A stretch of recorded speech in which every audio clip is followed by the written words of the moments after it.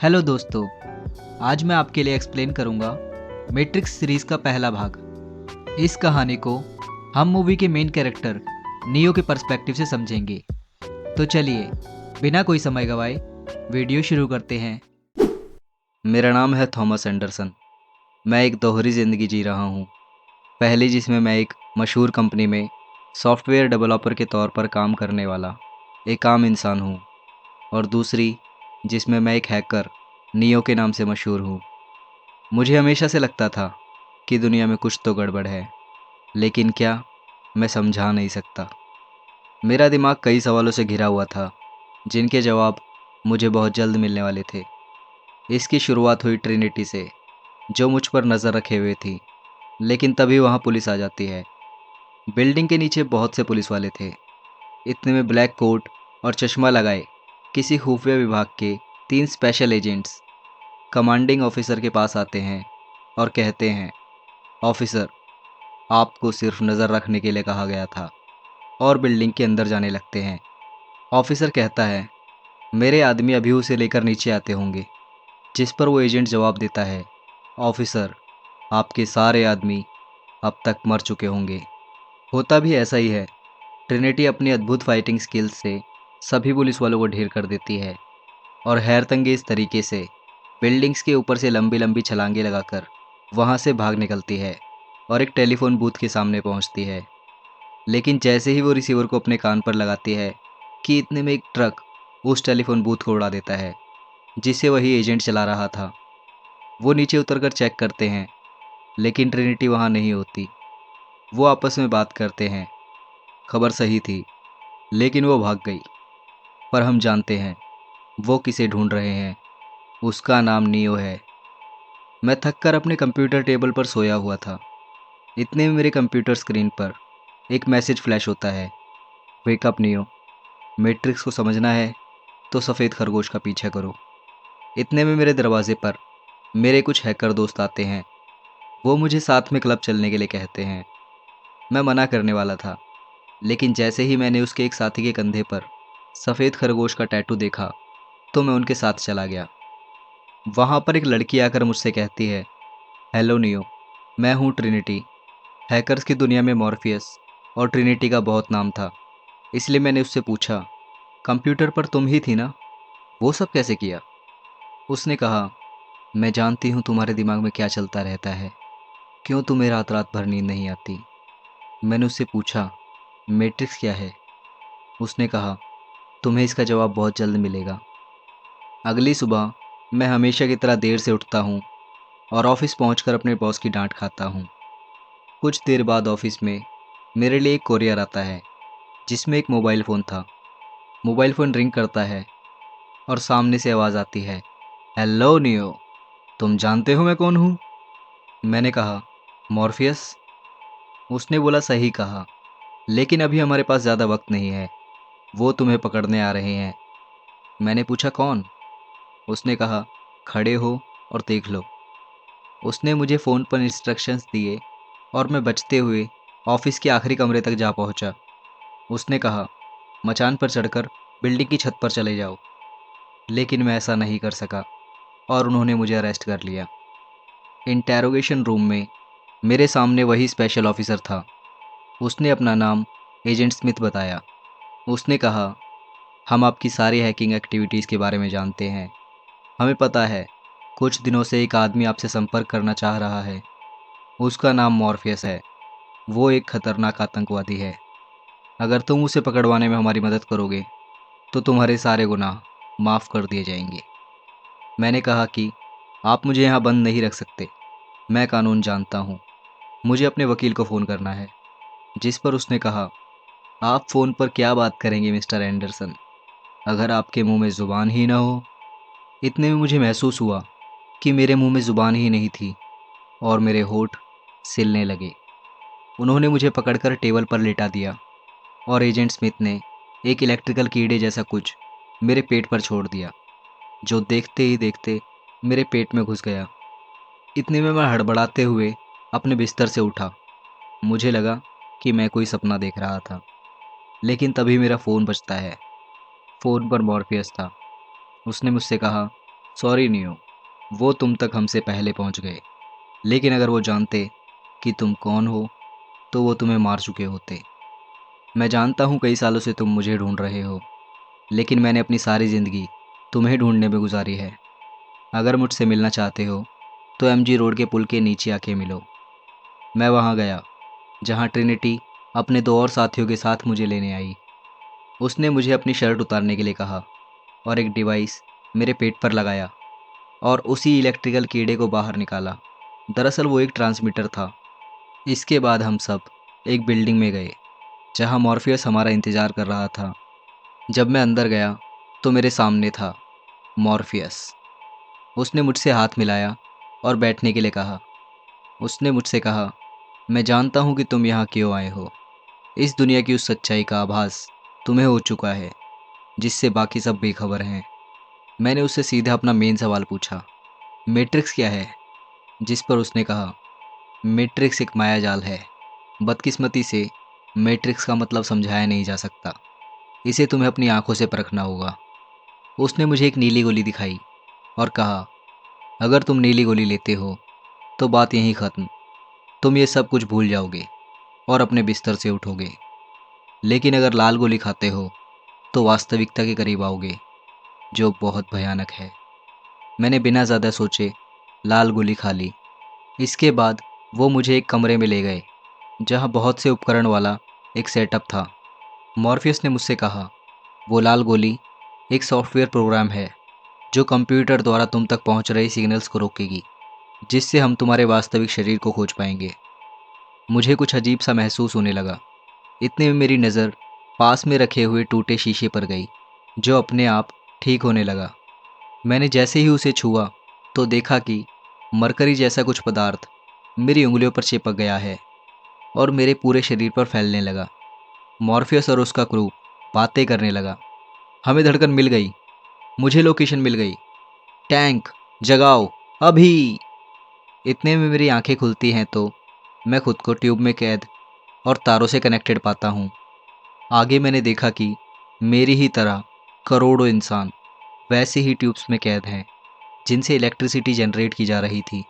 इतने में एक मशीन मेरे सामने आती है और मुझे आज़ाद करके नीचे नाले में फेंक देती है, जहाँ से मॉर्फियस और उसका क्रू मुझे बचाकर अपने शिप पर ले लेता है। जब मेरी आंखें खुली तो मैंने देखा कि मेरे शरीर में वायर्स कनेक्ट करने के होल्स बने हुए थे और एक बड़ा सा होल मेरे सिर के पीछे था। जैसे ही मॉर्फियस सामने आया तो मैंने उससे ढेर सारे सवाल किए, जिस पर मॉर्फियस ने कहा, तुम्हें सारे जवाब मिलेंगे नियो, आओ मेरे साथ। उसने मुझे अपने शिप के बारे में बताया और अपने क्रू से मिलवाया, जिसमें Trinity, epoch, switch, cipher, mouse और दो भाई टैंक और डोज़र थे। उन्होंने मुझे एक कुर्सी पर बिठाया और एक बड़ी सी तार मेरे हेडजैक में लगाई और अचानक मैं एक अजीब सी जगह पहुंच गया जहां मॉर्फियस ने मुझे बताया, ये एक कंप्यूटर प्रोग्राम है नियो। लेकिन मुझे यकीन नहीं हो रहा था। जिस पर उसने कहा, देखो, तुम्हारे शरीर में कोई छेद नहीं है, तुम्हारे कपड़े, बाल सब अलग हैं। मैंने पूछा, तो क्या ये सब काल्पनिक है? जिस पर मॉर्फियस बोलता है, वास्तविकता क्या है? हम जिसे देख, छू और महसूस कर सकते हैं, हमारा दिमाग उसे ही वास्तविकता समझने लगता है। नियो, तुम उस दुनिया से वाकिफ़ हो जो 21वीं शताब्दी में हुआ करती थी, लेकिन आज ये दुनिया आर्टिफिशियल इंटेलिजेंस द्वारा निर्मित एक काल्पनिक दुनिया है जिसे हमने मैट्रिक्स का नाम दिया। ये 22वीं शताब्दी चल रही है और ये हैं इस दुनिया के हाल। उसने आगे बताया कि 21वीं शताब्दी में मानव ने आर्टिफिशियल इंटेलिजेंस का निर्माण किया, लेकिन आगे चलकर इंसान और आर्टिफिशियल इंटेलिजेंस आपस में युद्ध कर बैठे, जिसमें इंसानों की हार हुई और परमाणु युद्ध के कारण धरती पर सूरज की किरणें आना बंद हो गई और सूरज की बेशुमार ऊर्जा मशीनों को नहीं मिल सकी।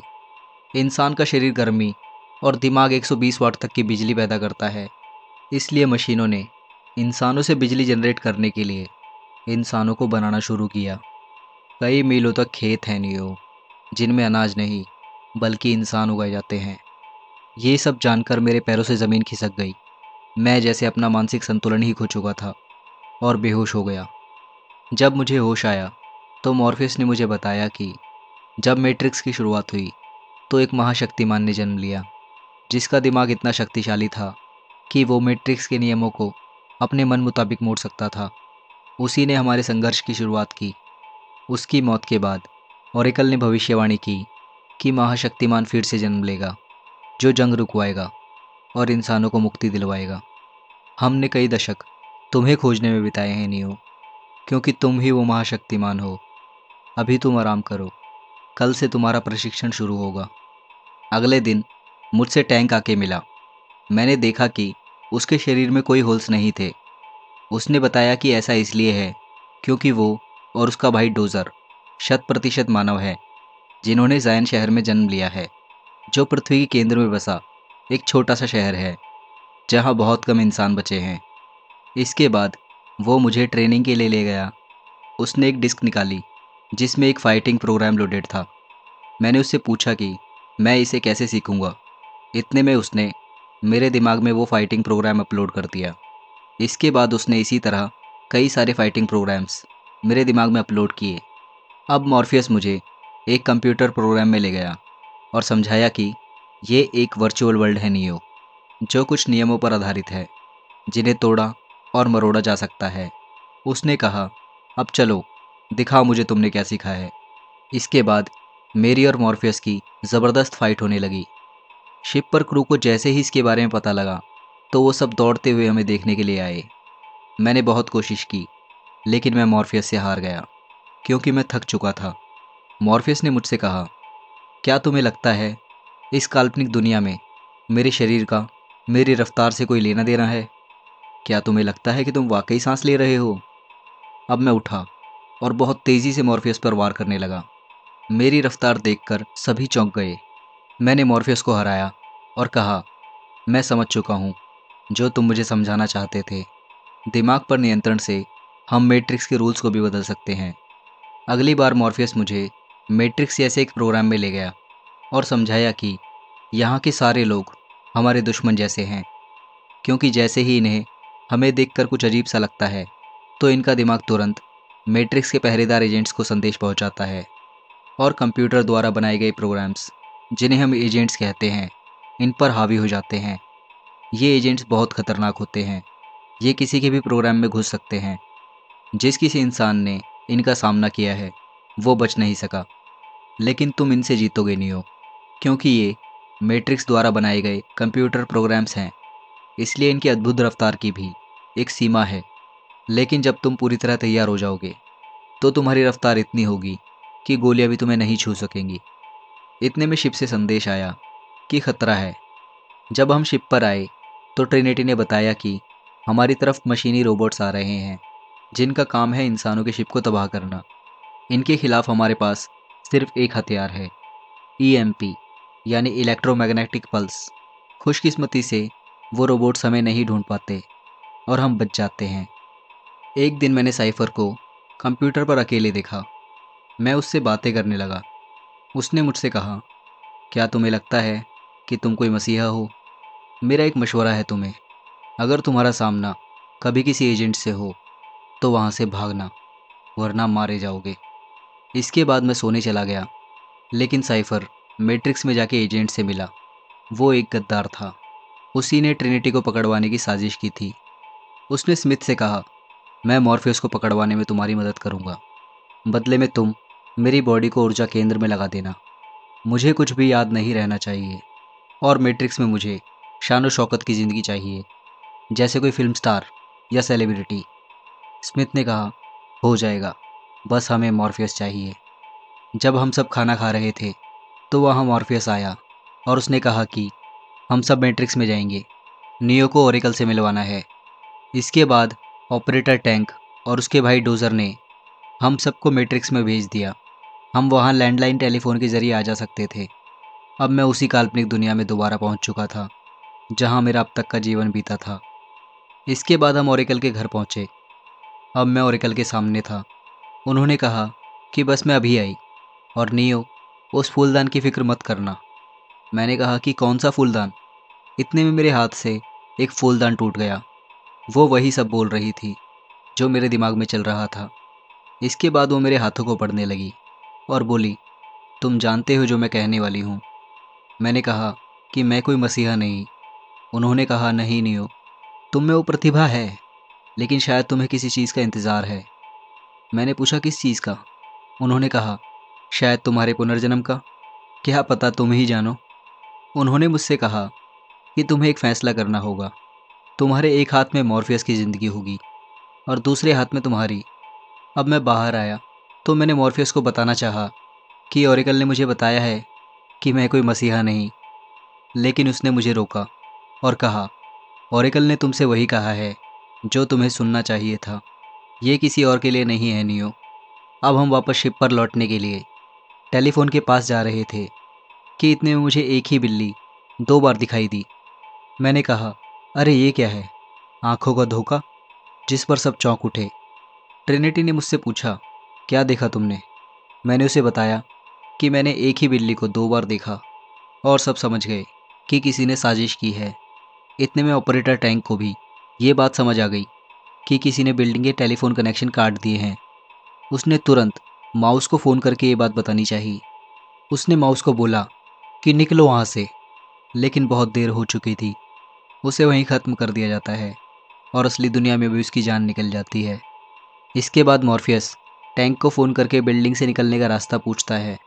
हम सब बिल्डिंग के पीछे की संकरी जगह जो पाइप्स के लिए बनी थी वहाँ से नीचे उतरने लगे। हम सब बड़ी सावधानी से उतर रहे थे कि तभी साइफर खांस देता है और पुलिस हम पे दीवार के पीछे से फायरिंग शुरू कर देती है। जवाब में हम भी फायरिंग करते हैं, लेकिन इतने में एजेंट स्मिथ उस पुलिस वाले के प्रोग्राम में घुस जाता है। वो आता है और सीधा दीवार के आर पार हाथ घुसा के मेरा गला पकड़ लेता है। ये देखकर मॉर्फियस मुझे बचाने के लिए दीवार तोड़कर एजेंट पर कूद पड़ता है और बोलता है, ट्रिनिटी, नियो को यहाँ से ले जाओ, उसका बचना ज़रूरी है। मैंने मना किया, लेकिन ट्रिनिटी मेरी टांग पकड़कर मुझे नीचे खींच लेती है और हम सब नीचे बेसमेंट में आ गिरते हैं। हम सब बिल्डिंग के बाहर आ जाते हैं। साइफर जानबूझकर हमसे अलग हो जाता है और सबसे पहले शिप पर पहुंच जाता है। इधर मॉर्फियस एजेंट को हराने की पूरी कोशिश करता है, लेकिन एजेंट को हराना कोई मामूली बात नहीं थी और उसे कैद कर लिया जाता है। ट्रिनिटी टैंक को फ़ोन करती है और नज़दीकी टेलीफोन के बारे में पता करती है। वो हमें एक टीवी की दुकान की लोकेशन देता है। हम वहाँ पहुँचते हैं और फ़ोन की घंटी बजती है। ट्रिनिटी पहले मुझे जाने के लिए कहती है, लेकिन शिप पर गद्दार साइफर टैंक पर पीछे से वार करता है। टैंक का भाई डोजर उसे बचाने की कोशिश करता है, लेकिन वो मारा जाता है। ट्रिनिटी शिप पर कॉल करती है, जहाँ फ़ोन साइफर उठाता है। वो बताता है कि उसी ने सबको फंसाया है और अपनी पूरी भड़ास निकालता है। इसके बाद वो बोलता है, मैं सिर्फ एक तार खींचूंगा और वहाँ तुम्हें एपोक मरता हुआ दिखाई देगा। इसके बाद वो इसी तरह स्विच को भी मार देता है। अब वो ट्रिनिटी से बोलता है कि अगर नियो सच में एक मसीहा है तो मैं उसका तार हरगिज़ नहीं खींच पाऊंगा। अब तुम बताओ कि तुम्हें क्या लगता है, क्या वो सच में कोई मसीहा है? ट्रिनिटी मेरी आंखों में देखती है और कहती है, हाँ। इतने में शिप पर टैंक गन लेके आ जाता है। वो साइफर को मार देता है और हमें शिप पर ले लेता है। हमने उससे पूछा, क्या मॉर्फियस जिंदा है? टैंक जवाब देता है, वो उसे अभी नहीं मारेंगे, क्योंकि उन्हें जायन शहर के कंप्यूटर के कोड्स चाहिए जो सिर्फ शिप के कैप्टन के पास होते हैं। उसे जानने के लिए उन्होंने मॉर्फियस के शरीर में एक वायरस इंजेक्ट किया है, जिससे उसके दिमाग की लहरें बदल जाएंगी और वो उन्हें कोड्स दे देगा। टैंक सजेशन देता है कि हमें मॉर्फियस की तार निकाल देनी चाहिए, जिस पर ट्रिनिटी भड़क जाती है, लेकिन वो समझाता है कि जायन शहर हम सबकी जान से बढ़कर है और वो दोनों ये कठिन फैसला लेकर मॉर्फियस की तार निकालने ही वाले थे कि मैं उन्हें रोकता हूँ और बोलता हूँ, मैं मॉर्फियस को बचा सकता हूँ, मुझे पूरा यकीन है। टैंक बोलता है, मॉर्फियस हमारे लिए भी इम्पोर्टेंट है नियो, लेकिन वहाँ जाने का मतलब होगा खुदकुशी। मैं उससे बोलता हूँ, मुझ पर भरोसा रखो, मैं उसे ज़रूर बचा लूँगा। मैं और ट्रिनिटी जाने की तैयारी करते हैं। हम ढेर सारे हथियार पास में रखते हैं और वहाँ एजेंट स्मिथ अजीब सा बर्ताव करने लगता है। वो अपने साथियों को बाहर भेजता है और अपने कान से ईयरफोन निकालकर ऑफलाइन होके मॉर्फियस से बातें करने लगता है। वो गुस्से में मॉर्फियस से बोलता है कि घिन आती है मुझे तुम इंसानों से। तुम इंसान एक वायरस की तरह हो। वो इंसानों के खिलाफ अपनी सारी भड़ास निकालता है और कहता है एक बार ज़ाइन ख़त्म हो जाए तो मैं आज़ाद होना चाहूँगा इस मैट्रिक्स से। इतने में मैं और ट्रिनिटी बिल्डिंग में घुसते हैं। जैसे ही सिक्योरिटी ऑफिसर मेरी तलाशी लेने के लिए आगे आता है तो मैं दिखाता हूँ उनकी बर्बादी। वहाँ के सारे गार्ड्स को मैं और ट्रिनिटी ताश के पत्तों की तरह ढेर कर देते हैं और बिल्डिंग की छत पर पहुँचते हैं। वहाँ एजेंट्स जाके स्मिथ को बताते हैं कि लगता है वो लोग इसे बचाने की कोशिश कर रहे हैं। उधर छत पर हम सारे गार्ड्स को मार देते हैं। तभी वहाँ एक एजेंट आता है। मैं उस पर गोलियां चलाता हूँ लेकिन वो सारी गोलियों से बच जाता है। इसके बाद वो गोलियां चलाता है और मैं भी सारी गोलियों से बच जाता हूँ। वो मुझसे आके बोलता है इंसान हो, मशीन नहीं। क्योंकि उसका ध्यान मेरी तरफ था तो ट्रिनिटी उसे शूट कर देती है, लेकिन क्योंकि वो सिर्फ एक प्रोग्राम है तो उन्हें मारा नहीं जा सकता। इसके बाद मैं और ट्रिनिटी हेलीकॉप्टर में बैठकर उस बिल्डिंग के सामने जाते हैं जहाँ पर मॉर्फियस को रखा था। हेलीकॉप्टर में एक बड़ी गन फिट थी जिसमें 100 गोलियाँ 1 सेकंड में निकलती थी। इसलिए एजेंट्स मेरी गोलियों से बच नहीं पाते और हम जैसे तैसे मॉर्फियस को छुड़ाने में कामयाब हो जाते हैं। मॉर्फियस टैंक को फ़ोन करता है और बाहर निकलने का रास्ता पूछता है। टैंक मॉर्फियस की आवाज़ सुनकर खुश हो जाता है और एक रेलवे स्टेशन की लोकेशन देता है जो सबसे नज़दीक है। जब टैंक हमें वापस हमारे शरीर में भेज रहा था तो एक भिखारी ये देखकर घबरा जाता है, जिस संकेत को एजेंट समझ जाता है। जैसे ही ट्रिनिटी जाती है वहाँ एजेंट आ जाता है और टेलीफोन को गोली मार देता है। मैं भागने ही वाला था लेकिन ऐसा नहीं करता। मैं मुड़ता हूँ और उस पर टूट पड़ता हूँ। मैं उसे कड़ी टक्कर देता हूँ और चालाकी से उसे ट्रेन से कुचल देता हूँ। अब मैं बाहर भागता हूँ और टैंक से दूसरा कोई एग्जिट पॉइंट पता करता हूँ। वहाँ शिप पर मशीनी रोबोट्स के आने की चेतावनी मिलती है, लेकिन मेरे आने तक ईएमपी यूज़ नहीं कर सकते थे। मैं भीड़ से भागता जाता हूँ और बार बार एजेंट्स लोगों पर हावी होकर मुझे मारने की कोशिश करते हैं। उधर रोबोट्स शिप तक पहुँच जाते हैं। आखिरकार मैं उस कमरे तक पहुँच जाता हूँ जहाँ पर टेलीफोन था, लेकिन मेरे दरवाज़ा खोलते ही एजेंट स्मिथ मुझे गोली मार देता है। ये देखकर मॉर्फियस बोलता है इम्पॉसिबल। मेरे दिल की धड़कन रुक जाती है और सब लोग हिम्मत हार चुके थे। ट्रिनिटी मेरे शरीर के पास आती है और कहती है नियो, मुझे ओरेकल ने कहा था कि मुझे जिस इंसान से प्यार होगा वही मसीहा होगा, और मुझे तुमसे प्यार है नियो। वो मुझे किस करती है। मैं मर रहा था लेकिन जिंदा था। शायद वो प्यार का एहसास मेरे दिल को पहली बार हुआ था, जिससे मेरे दिमाग में हलचल होती है। मेरा दिल धड़क उठता है और मैं फिर से उठ खड़ा होता हूँ। एजेंट्स ये देखकर मुझ पर गोलियां बरसाते हैं, लेकिन मैं सारी गोलियां हवा में ही रोक देता हूँ, क्योंकि मेरे दिमाग को अब मैट्रिक्स कंट्रोल नहीं कर पा रहा था। मुझे मैट्रिक्स की दुनिया उसके असली रूप में दिखने लगी थी। एजेंट स्मिथ मुझ पर हमला करता है, लेकिन अब उसके सारे वार मैं बिना देखे ही रोक सकता था। मैं सीधा दौड़कर उसकी बॉडी में घुस जाता हूँ और उसके चिथड़े उड़ा देता हूँ।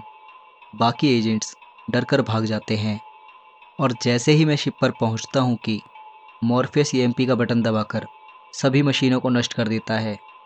इसके बाद अंत में मैं मैट्रिक्स में जाके मशीनों को एक संदेश देता हूँ। मैं जानता हूँ कि तुम मुझे सुन रहे हो। मैं जानता हूँ कि तुम हमसे डर गए हो। तकदीर बदलने में वक्त नहीं लगता। इसके आगे मनुष्य जाति और मशीनों के संघर्ष का फैसला क्या होगा, ये मैं तुम पर छोड़ता हूँ। मैं बाहर आता हूँ और सुपरमैन की तरह आसमान में उड़ जाता हूँ। और इसी के साथ ये मूवी यहीं ख़त्म हो जाती है। अगर आपको ये वीडियो पसंद आया हो तो प्लीज़ वीडियो को लाइक एंड शेयर करें, और ऐसे ही मज़ेदार एक्सप्लेनेशन देखते रहने के लिए चैनल को सब्सक्राइब करें।